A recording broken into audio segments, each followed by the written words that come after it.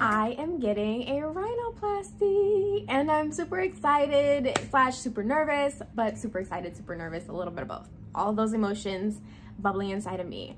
I'm getting a rhinoplasty. So what I'm getting, my surgeon is going to narrow my nose and my nostrils to try and keep the same proportions, narrow my nose and my nostrils to keep the same proportions that I have now. He's going to add a little bit of cartilage between my eyes right about here because he said that's pretty deep, and then shave down the hump and scar tissue that I have here, up in here, and fix some of the stuff inside, if that is necessary, depending on what he sees when he's in there. So why am I getting it done?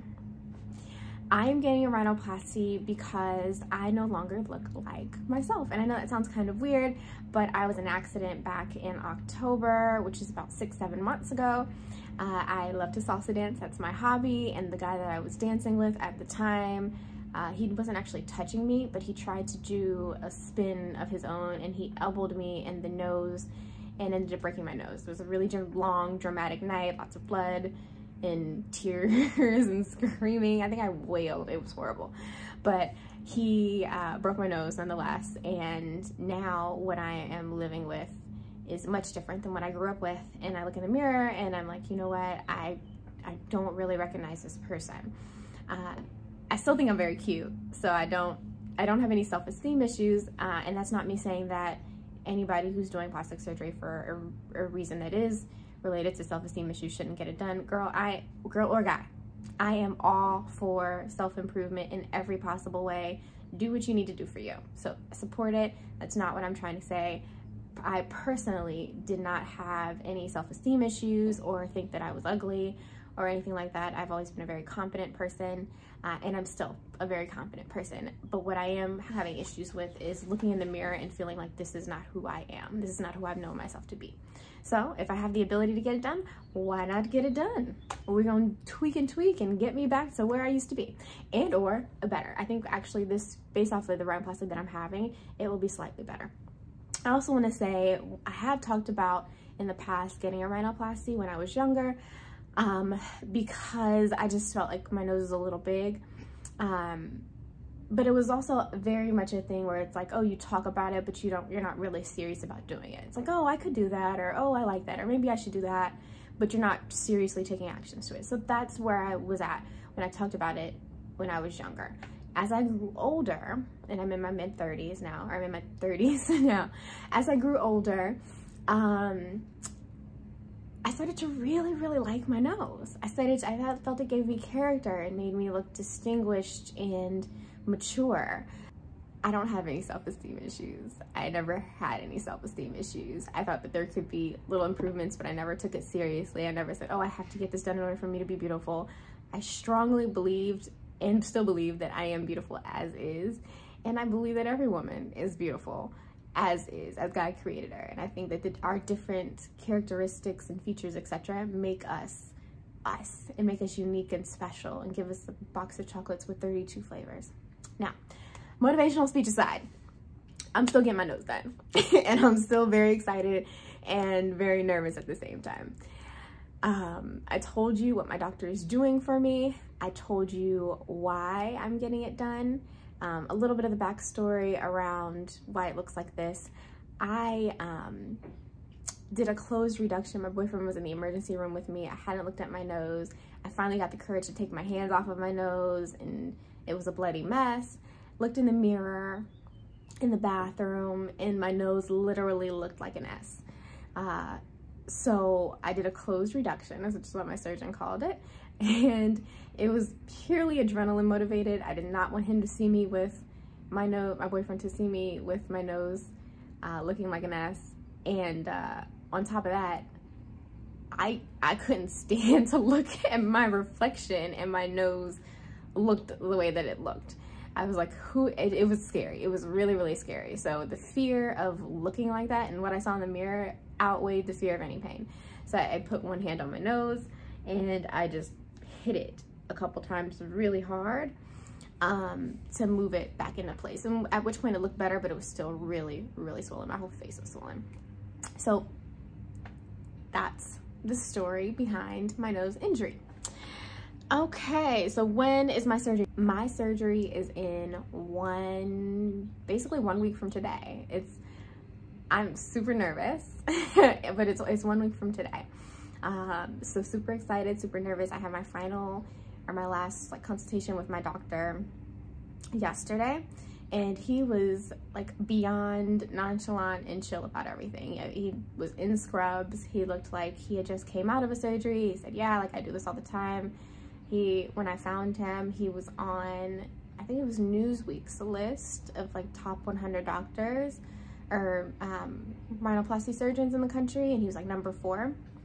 So who just happened to be, you know, less than an hour away from me. So I was like, that's who I want to go to. I've met him, you know, a couple times when we've done different consultations, and he's been great every time, answered all of my questions. He's a very calming demeanor, which, as opposed to my type A, high-strung everything, you know, big contrast, but also a little reassuring. And the fact that he does these sorts of surgeries every day is confidence inducing. Okay, so I received some pre-op instructions. I received a call from one of the nurses at the medical center that I'm going to for my surgery a couple days ago, and she just explained to me a lot of my pre-op care instructions. So she said, don't drink alcohol for a week prior or 5 days prior to the surgery. And I think that's because alcohol makes it harder for your blood to clot. And when you do drink alcohol, I believe it gives you more bleeding during the surgery. So yeah, so I won't be partying hard before the surgery. She also mentioned not to eat or drink anything for after midnight the day of my surgery, or the day before my surgery, midnight the day of / day before my surgery, 12 o'clock midnight. So no eating or drinking. She sent all of the medications that were prescribed for me. I have 1 antibiotic, 1 pain medication, and 1 anti-nausea medication that were prescribed for me. So she sent them to the pharmacy, the local pharmacy, ahead of time. I picked them up, and this is just so that I could have them ready before my surgery, so I wouldn't have to worry about going to the pharmacy after the surgery and trying to pick up meds. So that was really helpful. She was super nice, answered any questions that I have, and that was it. And that's the most part. She said, just make sure you're clean, don't wear any makeup, don't wear comfortable clothing, because when you get back, you know, you're gonna want to be able to put something on that's easy, not something that you have to put over your face like this. I probably wouldn't wear a hoodie like this. But yeah, so that was it. I think there wasn't too much to it outside of that. They said that they would give me post-op care instructions and paper, like a packet, after I leave, and then to arrive 30 minutes early. So I plan to do all that. My mental, physical, and emotional state right now. So mentally, I'm feeling very anxious and very excited. A bit nervous too. Emotionally, I'm feeling conflicted, and that's because a part of me genuinely believes that there's nothing wrong with me, and I don't know like what kind of message I may send, like my daughter, for example, if she, and I don't have a daughter, but future daughter, you know, if she like looks at pictures and she's like, oh mommy, you look different, or you know, I want to get mine done too. Like don't have any issues with myself and self-esteem, and I don't want to cause any self-esteem issues in my children or daughters or sons. Yeah, I just don't want to sow anything. So I feel emotionally a bit conflicted, and then, you know, excited, very, very excited. So excited, a little bit conflicted, nervous, all of those things. But mentally, I think I've also been obsessing about it a little bit.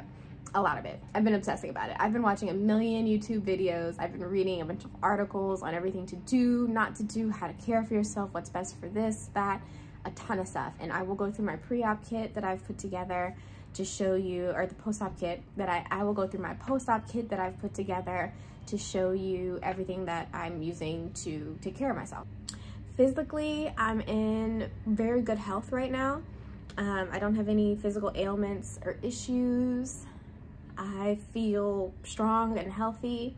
I'm making sure that I eat very healthy and drink lots of water prior to the surgery. I'm also making sure that I take vitamins. So I'll show you my pre-op kit, or my pre and / post-op kit that I put together, and explain everything that I'm doing and eating and what I'm doing to put in my body and just prepare my body for the trauma that it's going to receive from the surgery. Yeah, I'll show you everything that I'm going to use that I'm using to prepare my body for the trauma, and then take care of my body after the trauma. All right, so this is my pre-op corner, and I will show you everything that I have to help prepare me for pre-op and post-operatively for this experience. So I've put this kit together for my benefit and for my boyfriend's benefit, because he's going to be taking care of me for the first day or two while I'm a little bit out of it. But my surgeon did assure me that I shouldn't be out of it for more than the first day or so. So here I have my pain medication, my antibiotics, and my nausea medication. I told my boyfriend to not use these unless I'm in severe pain or have severe nausea. The pain medication and the nausea medication cause constipation, and I'd much rather be in pain or be nauseous than be constipated. That's the worst for me. The antibiotics, I have to complete the entire thing, and the rest of my kit. So instead of the pain medication, I got CBD oil. So we're gonna try that and see how that works. I also got Arnica Montana, which I saw a bunch of people talk about, their surgeons recommending on YouTube when they were talking about their surgeries. My surgeon, and he's correct, Arnica Montana is not scientifically proven to reduce bruising, swelling, or pain, but it's been used as an herbal remedy for 1,500 years or so, per research that I did. And then it comes with some side effects. So, I got some. I'm not sure if I'm going to use it or if I'm not going to use it. Bromelain is much better, which is what my surgeon recommended. He said the best way to get bromelain is from fresh pineapples. So I don't have any fresh pineapples here to show you, but I will be getting fresh pineapple just right before my surgery, the day before my surgery. So I have tons of it to eat in the next week or two. And I love fresh pineapple, so that's perfect. So these two are what I'm planning to use for pain. I have some hemp oil, which I plan to use for just nerves and calming down.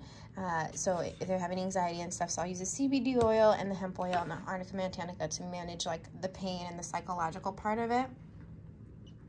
I plan to use, I have simply Saline here, which I will use to clean my nose.